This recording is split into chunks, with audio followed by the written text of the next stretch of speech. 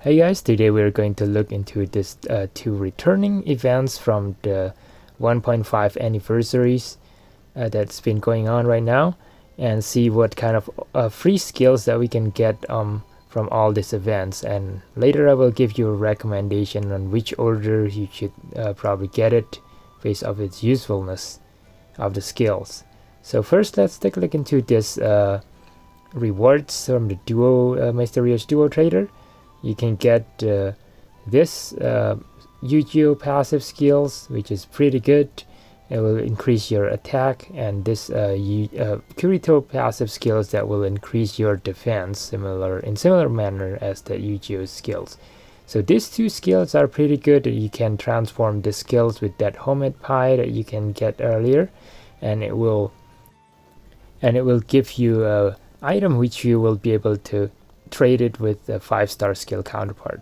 So next is this Swordman Pride Kirito, which I think is a pretty good skill as well, because it has the enhanced slash 3, which increases the damage done to enemy weak to slash, and when it being transformed and leveled up to level 80, you'll get up to 13%, I think, which is pretty good damage increasing skills if you are using a sword or slashing type of weapon.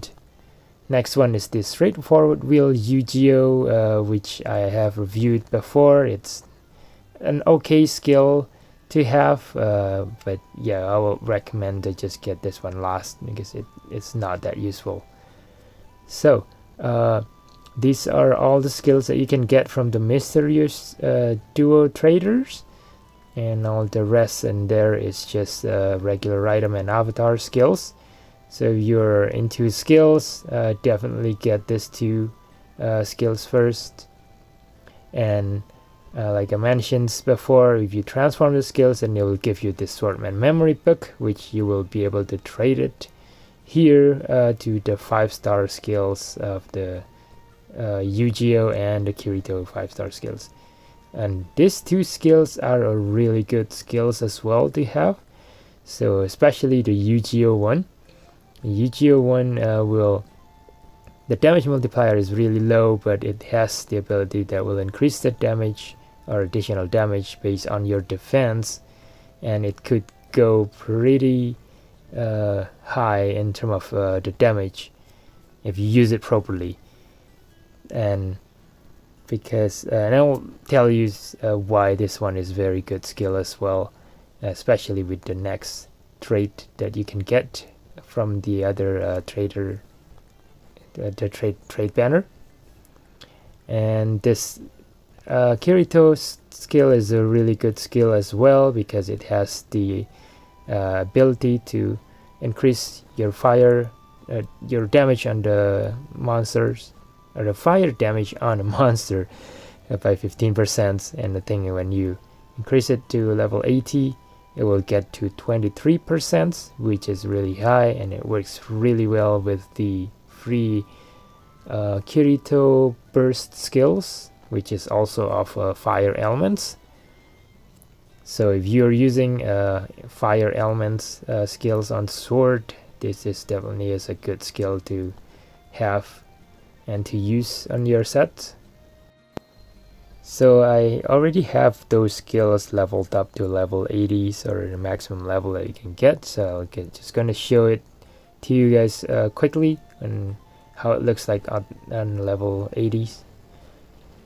So this one will have a 180% damage multipliers, and the Kirito skill will have a 580% damage multipliers, and it has 23%, as I mentioned earlier, on the fire element damage to monsters debuff, which is pretty good. And again, as I mentioned, so the same thing, that it will work really well with the free Kirito burst skills, which is also of a fire elements. And next, let's take a look into the passive sets that you can get from the traders. First one is the Swordman Pride, which will have the attack 13% when the enemy using a break, and the attack 13% damage done to enemy that's weak to slash. So that second ability is what makes this skills really good, especially if you're going against an enemy or a boss enemy that's weak to slash. So this skill will give you quite a boost on the damage that you can do to the enemy, and especially that the trader will give you 5 of this skill, so you'll be able to limit break it 5 times, which I think it will get you to 14%. So, and this one is the Yu-Gi-Oh passive that will increase your attack. So on level 80 you will increase the attack by 8%, and with the rest of the 5 skills limit break there, you'll probably be able to get into 10%. So it's the same with this Kirito skills. It's increasing the defense by 8%, and I think with the other 5 now I'll be able to get it to 10%, which is pretty good. So we'll try to get all of those skills if the time allows, which seems like it will require like a lot of blue rose petals to get those skills. So next is this trader that will give you 2 of this really good skills that you will need. Before you'll need to transform the 3-star skills with the homemade pie, but now you can just trade it straight on from this trader, and you'll be able to get 5 of those skills each. So this will be really helpful, especially for this Swordman memory Yu-Gi-Oh skills, because of every increase on the attack multipliers, it will also increase the damage, additional damage that you can get from the skills. So if you want to know how it works, please take a look at my previous video that will explain how, and I will show you how the damage multiplier is being increased by the additional damage is being increased by the damage multiplier. So please be sure to check it out, and it will convince you that this skill is a must-have. So we're looking into the order of skills to get. I will recommend to get these skills first because of the damage potential that you can get from using the skills, especially on the enemy that is weak to slash and water.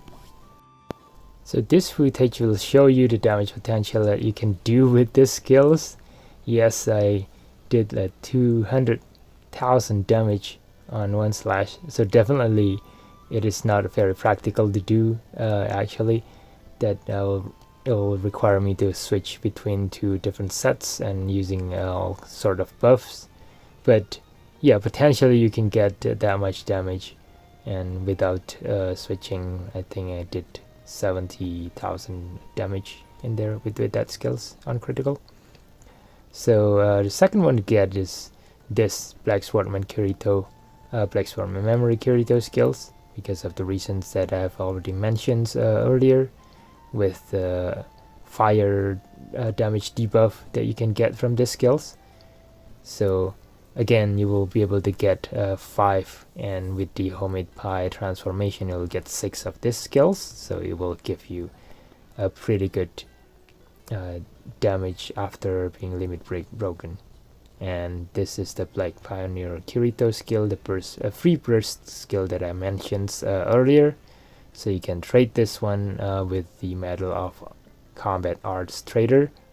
It requires quite a lot of medals, but if you haven't already have one, I think that's worth the trade, and the rest of the skills there is not really worth the trade. So and next it's this Swordman Pride Kirito skills. Actually, no, if you have not had Azure Swordman Trainer Yu-Gi-Oh skills, it's worth getting that one first. Even just getting one of them will give you quite a way in there. So after that, because you will be able to get the attack up to 8% with the skills, and after that you can wait to get the rest of the skills later after you get the other skills and the other more useful skills, such as like this Swordman Sprite Kirito, which I think is worth getting all 5 of them in Limit Break It, because it will increase your enhance /3 damage, which will increase your damage potentials. And I think with the 5 skills that you can get, the 5 cards you can get in there, it will get you up to 15% probably, or 14%. Yeah, not sure. And next is this Black Swordman training. If you are using that as the Yu-Gi-Oh skills that will increase your damage based on the defense, so this one will be a good skill to have because it will increase your defense by up to 10% with all the limit breaks that you can get in there. And last would be that straightforward wheel Yu-Gi-Oh, which probably you can even skip if you don't have enough petals. So yeah, that's my recommendations, and that's it for the video today. Thanks for watching, guys. Bye bye.